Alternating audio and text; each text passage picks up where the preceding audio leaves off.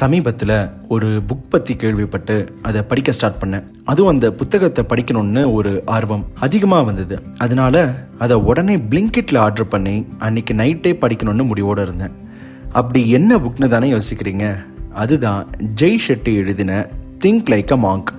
இந்த புத்தகத்துக்கு ஆன்லைனில் தெரிஞ்சவங்க அப்படின்னு நிறைய பேர் நல்ல ரிவ்யூ கொடுத்துருந்தாங்க. அது மட்டும் இல்லாமல் நான் அதிகமாக நான் ஃபிக்ஷன் புக்ஸ் எல்லாம் படித்ததில்லை. அதனால இந்த புக்கில் அப்படி என்ன சொல்லியிருக்காங்கன்னு தெரிஞ்சுக்க ஒரு பெரிய ஆர்வம்.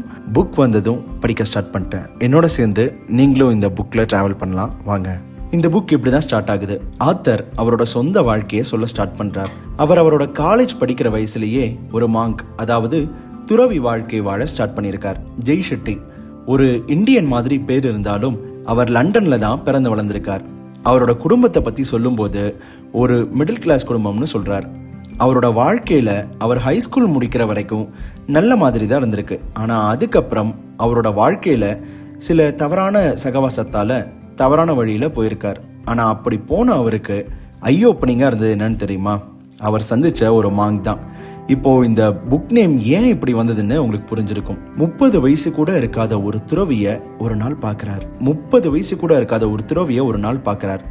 கிட்டத்தட்ட அவருக்கும் இவருக்கும் ஒரே ஏஜ் தான் இருக்கும். ஆனா இந்த ஏஜ்ல பார்ட்டி செலிப்ரேஷன் இல்லாம பார்க்கவே ரொம்ப அமைதியா, பார்வையில ஒரு கூர்மை எப்படி இருக்க முடியும்னு ரொம்பவுமே ஆச்சரியப்படுறார். அந்த துறவியை பார்த்ததுல இருந்து அவரோட வாழ்க்கை பத்தின பார்வையே மாறிடுச்சு. முன்னாடிலாம் பணம், புகழ், பிரபலம்னு அட்ராக்ட் ஆன ஜெய்க்கு இப்போ அதெல்லாம் பெருசு இல்லையோன்னு தோண ஆரம்பிச்சது.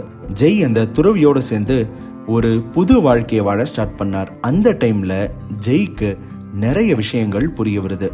ஒரு துறவியோட மனசு எப்படி சாதாரண மனுஷனோட குரங்கு மனசை விட வித்தியாசமா இருக்குன்னு புரியுது. என்னடா இது, நம்ம மனுஷனோட மனசை குரங்கு மனசு போல அப்படின்னு சொல்றானேன்னு பாக்குறீங்களா? நம்ம மனுஷனோட மனசு குரங்கு போலன்னு நிறைய பேர் சொல்ல கேள்விப்பட்டிருப்போம். அது எப்படி, ஏன் குரங்கோட பின்னும் அதுக்கு நிறைய காரணங்கள் இருக்கு. மிக முக்கியமான ஒன்று என்னன்னா, ஒரு குரங்கோட மனசு குறைஞ்ச கால சந்தோஷத்தை தான் தேடும். அதாவது ஷார்ட் டேர்ம் பிளஸஸ் தான் அது தேடும். அதே போலதான் மனுஷனும் ஷார்ட் டேர்ம் பிளஸஸ் தேடி நிறைய விஷயங்கள் பண்றான். அதே போல குரங்குக தான் ஒரு விஷயம் தான் கிட்ட இருக்கும் போதே இன்னொரு விஷயத்தை பார்த்து ஆசைப்படும். அப்படிதான் மனுஷனோட மனசும் கையில ஒரு விஷயம் இருந்தாலும் இன்னொரு விஷயம் பார்த்தா அதன் மேல ஆசை வரும். உதாரணத்துக்கு ஒரு கடைக்கு துணி எடுக்க போறோம். நாம ஒரு துணியை செலக்ட் பண்ணி வச்சிருப்போம். அந்த துணி நமக்கு பிடிச்சிதான் எடுத்திருப்போம். ஆனா நமக்கு பக்கத்துல இருக்கவங்க இன்னொரு துணியை பில் போட கொண்டு வந்தா அது மேல நமக்கும் ஆசை வரும். குரங்கு மனசு எப்போதும் ஒருவித பயத்தோட செய்ய வேண்டிய வேலையை தள்ளி போட்டுக்கிட்டே இருக்கும். ஆனா துறவிகளோட மனசு இது எல்லாத்துலேயும் நேர்மாறா இருக்கும். அவங்க மனசு எப்பையும் பிரச்சனையை வரிசைப்படுத்தி அதுக்கான காரணம் என்ன, அதுக்கான ரூட் காஸ் என்ன, அதுக்கு என்ன சொல்யூஷன்னு எல்லாத்தையும் ரொம்ப அமைதியா கண்டுபிடிக்கும். அது மட்டும் இல்லாம துறவியோட மனசு எப்பவுமே லாங் டேர்ம் ஹாப்பினஸ் தான் தேர்ந்தெடுக்கும். அதனால தான் அவங்களால கடுமையான யோகாசனம், மூச்சு பயிற்சி அது எல்லாத்தையும் ஆர்வத்தோடவும் இன்வால்மெண்டோடவும் செய்ய முடியுது. அது எல்லாமே அவங்களுக்கு லாங் டேர்ம்ல ஒரு நல்ல ஹெல்த்தி பாடி அண்ட் ஹெல்த்தி மைண்டை கொடுக்கும். அதை அவங்க விருப்பப்பட்டு செய்வாங்க. அதுதான் லாங் டேர்ம் ஹாப்பினஸ். தன்னோட முதல் நாள் துறவி வாழ்க்கையை பத்தி ஜெய் நம்ம கிட்ட ஷேர் பண்றார்.